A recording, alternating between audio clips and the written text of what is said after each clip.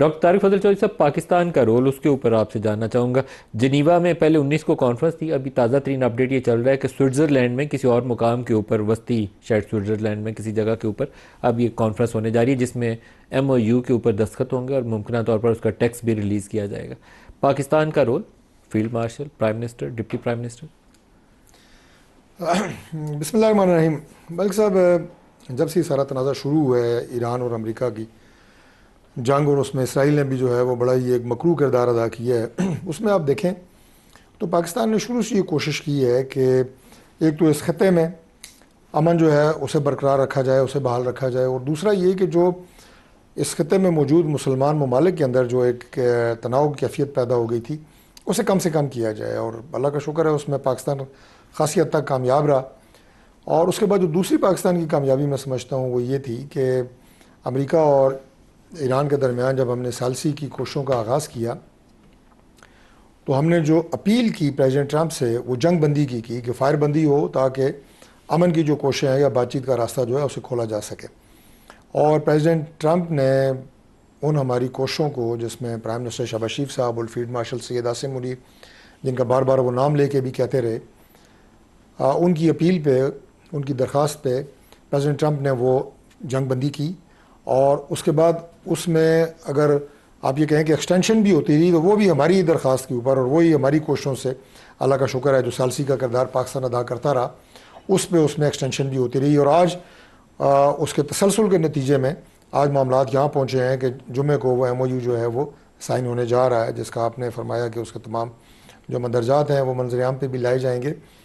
پہلی بات تو یہ ہے کہ یہ پاکستان کے لیے بہت بڑی کامیابی ہے. میں سمجھتا ہوں کہ آج ہر پاکستانی، چاہے وہ پاکستان کے اندر بیٹھا ہے، پاکستان کے باہر ہے، آج اس کا سر فخر سے بلند ہے کہ پوری دنیا میں پاکستان آج ایک دا موسٹ ریلیونٹ کنٹری کے طور کے اوپر سامنے آیا ہے. اور وہ ملک جس میں آپ یہ کہیں کہ یہ جنگ جو اگر پھیل جاتی تو یہ تیسری عالمی جنگ بننے سے اس کو کوئی نہیں روک سکتا تھا.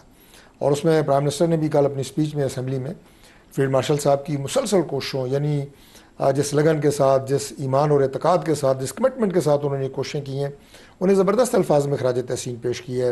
کہ کئی موقع کے اوپر سچویشن ایسی بن گئی کہ لگتا تھا کہ شاید اب یہ جو ڈیل ہے یا امن ہے یا معاہدہ یہ ممکن نہ ہو، کیونکہ بہت آبنائے ہرمز کی سچویشن ایسی تھی اور وہاں پہ جو بیریکیڈز لگے ہوئے تھے اور پھر ممالک کا آپس میں وہاں پہ بھی ٹکراؤ اور ایک دوسرے کے اوپر فائرنگ اور گولہ باری. تو بڑی حد تک یوں کیفیت ایسی بن گئی تھی کہ شاید پتہ نہیں یہ امن معاہدہ ہو بھی پائے گا یا نہیں. لیکن فیلڈ مارشل نے یہ کوششیں جاری رکھی، مسلسل رابطے میں رہے، براہ راست رابطے میں رہے، اور آج اللہ کا شکر ہے کہ پورے پاکستان کو یہ عزت جو ہے یہ موصول ہو رہی ہے. ہیونگ سیڈ دیٹ، دیکھیں اب اس کا ایک تو پوری دنیا کے اوپر اس کا بہت بڑا امپیکٹ ہے. ہر ملک جو ہے وہ اس سے متاثر تھا، اس جنگ سے کسی نہ کسی حوالے سے ہر ملک جو ہے اس میں ڈسٹربنس تھی. اور پاکستان ظاہر ہے اس خطے میں بھی ڈسٹربنس تھی، پاکستان خود اس سے متاثر تھا. تو اگر یہ ایران کے ساتھ جو آپ نے بات کی ہے کہ یہ راستہ کھل جاتا ہے، ایران کی ٹریڈ کا راستہ کھل جاتا ہے، سینکشنز ممکنہ طور پہ جو کہ ہونے جا رہی ہیں یہ ختم ہو جاتی ہیں، تو میں سمجھتا ہوں کہ اس پورے ریجن میں پاکستان سب سے بڑا بینیفیشری ہوگا. ایران کے ساتھ اگر ہم براہ راست ٹریڈ کر سکیں گے، چاہے وہ ایران خود سب سے بڑا بینیفیشری ہوگا، اور ایران کے ساتھ پاکستان جو ہے نیبرنگ کنٹری ہے، ہماری ٹریڈ کھل جائے گی، آئل اینڈ گیس کھل جائے گی، ہمارے آئل اینڈ گیس کے معاملات کھل جائیں گے. اور بہت ساری ان کی اور ایسی مصنوعات ہیں جو پاکستان میں میں سمجھتا ہوں کہ بڑی ارزاں قیمت کے اوپر یہاں پہ آئیں گی. اور ہمارے بہت زیادہ ایشوز جو ہیں وہ جو کہ کنسٹرینٹس تھیں، اب دیکھیں افغانستان کے ساتھ ہماری ٹریڈ بند ہے. اب یہ تو نہیں ہو سکتا، آج بھی پارلیمنٹ میں کچھ اپوزیشن کے لوگ بات کر رہے تھے کہ جی بارڈر بند ہے. وہ بھائی بارڈر اس لیے بند ہے کہ یہ تو نہیں ہو سکتا کہ آپ ایک طرف تجارت کر رہے ہوں، دوسری طرف وہاں سے آ کے دہشت گرد افغانستان پہ یہاں پہ حملے کر رہے ہوں. ابھی آج جو ڈیفنس منسٹر ہیں انہوں نے اسمبلی میں اپنی تقریر کے دوران یہ بات بتائی کہ پچھلے 3 سال میں 4000 سے زائد، تقریباً 4500 ہمارے افسران اور جوان مسلح افواج کے وہ شہید ہوئے ہیں. کتنے عرصے میں؟ 3 سال کے اندر 3 سال میں 4500 فوج کے افسر اور جوان شہید ہوئے. ویری لارج نمبر، بہت بڑا تعداد ہے. اور پھر جیسے کہ ابھی انہوں نے بتایا کہ 22 جو شہادتیں ہیں وہ ابھی 4 دن پہلے ہوئی ہیں. تو مظفر آباد میں ہیلی کاپٹر گرایا، ہیلی کاپٹر کریش، اس کے جنازے پر انہوں نے بتایا کہ ہم گئے ہوئے تھے، تو یہ آخری انہوں نے نمبر بتایا. تو اتنی بڑی تعداد میں جب 4000 سے یہ والا زائد ہیلی کاپٹر کریش ٹیررزم ہے یا یہ کچھ اور ہے؟ نہیں، ابھی تک تو اس کا یہی پتہ چلا ہے کہ کوئی اس میں کوئی ٹیکنیکل ٹیکنیکل خرابی تھی، لیکن بہرحال وہ ظاہر ہے اللہ پاک ان کے ڈیوٹی پہ درجات تھے، بلند کرے. آمین، ڈیوٹی پہ تھے، وردی میں تھے وہ جوان، اپنے فرائض کی ادائیگی کے لیے جا رہے تھے، تو وہ 100% شہید ہیں. تو یہ جو ہماری دہشت گردی کو روکنے کے لیے ہمارے بارڈر ایریاز کے اوپر وہ لوگ لڑ رہے ہیں، اپنی جان کے نذرانے دے رہے ہیں. اور انہوں نے جو بات کی خواجہ صاحب نے، وہ ملک صاحب میں آپ کے پروگرام میں ضرور یہ بات کہوں گا کہ دیکھیں کبھی بھی اس سے ہمیں خود بھی اس سے واسطہ پڑتا ہے کہ جو پاکستان کے ہارڈ ایریاز ہیں جیسے بلوچستان ہے، فاٹا کا ہے، اور بارڈر کے نزدیک تو سوال ہی پیدا نہیں ہوتا، جو ہمارے سول افسران ہوتے ہیں وہ سفارشیں کرواتے ہیں کہ جی میری بلوچستان میں اگر ٹرانسفر ہو رہی ہے تو اسے روک لیا جائے، کسی ہارڈ ایریا میں ہو رہی ہے تو روک لیا جائے. فوج میں ایسا کوئی سسٹم نہیں ہے. فوج میں نہ آپ کی دیکھی جاتی ہے کہ اس کی شادی کب ہوئی ہے، ہو سکتا ہے 4 دن پہلے ہوئی ہو سکتا ہے جناب آپ کی عمر کیا ہے، آپ اپنے والدین کے اکلوتے بچے ہیں، کتنی بہنوں کا بھائی ہے. نہیں، ان کی براہ راست پوسٹنگز ہوتی ہیں، ٹفسٹ ایریاز میں ہوتی ہیں، خطرناک ترین علاقے جہاں پہ آپریشن چل رہے ہوتی ہیں، اور وہ خندہ پیشانی سے جاتے ہیں، اور گھر ماں کو کہہ کے جاتے ہیں کہ میرے لیے دعا کریں کہ اللہ تعالیٰ کی ذات مجھے شہادت کی موت نصیب فرمائے. تو یہ جذبہ ہے جس سے فوج لڑ رہی ہے اللہ کے فضل سے. فوج کے جو موجودہ میجر جنرل اور لیفٹیننٹ جنرل ہیں، شاید ان میں سے سب کے سب ایک سے زائد دفعہ ان تمام ٹربلڈ ایریاز کے اندر پوسٹنگ کر کے آئے ہوئے ہیں. 100% کر کے. اور یہ کوئی آج کا معاملہ تو نہیں ہے، یہ تو بڑے عرصے سے پاکستان کے اندر بہت جو ہے عرصے سے چل رہا ہے. پاکستان نے سعودی عرب کے ساتھ ایک اسٹریٹجک ڈیفنس ایگریمنٹ سائن کر رکھا ہے. اسی طرح کا ایگریمنٹ کافی امکانات موجود ہیں کہ پاکستان ترکی کے ساتھ بھی سائن کرے، اور ایک یہ بھی ہو سکتا ہے ارینجمنٹ کہ سعودی عرب، ترکی، پاکستان اور چائنا یہ مل کے آپس میں تعاون کر رہے ہیں. ملک صاحب 9/11 جب امریکہ میں ہوا تو اس کے بعد یہ کہا جا رہا تھا، بڑی فیمس ایک سینگ تھی کہ world will never be the same again.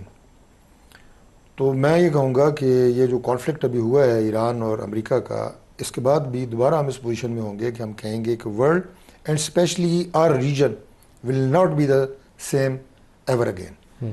یہ یہاں پہ تبدیلیاں اب ہر طرح کی آئیں گی. ابھی تو ہم تجارت کی بات کر رہے ہیں، اس کے بعد آپس کے تعلقات کی بات ہوگی.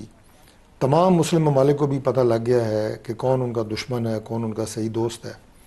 ایران کے کل جب پرائم منسٹر صاحب تشریف لائے اور انہوں نے بات کی اسی معاہدے کے حوالے سے، تو جو ایرانین ایمبیسڈر تھے ایکسیلنسی، وہ بھی اسمبلی میں پہلے ہماری اسپیکر چیمبر میں ان سے ملاقات ہوئی. پرائم منسٹر تو خیر بعد میں آئے، اس کے بعد وہ گیلری میں بیٹھے پرائم منسٹر کی تقریر سن کے گئے.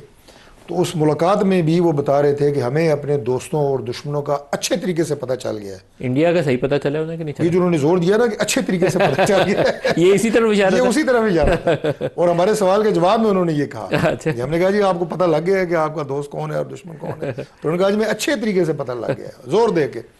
تو یہ ان تمام چیزوں کو سامنے رکھتے ہوئے جو ہمارے باقی مسلمان ممالک ہیں اس ریجن میں، GCC کنٹریز، اور ترکی بھی آپ اس میں شامل کریں، اور سعودیہ کے ساتھ آلریڈی ہم ایک معاہدے میں ہیں،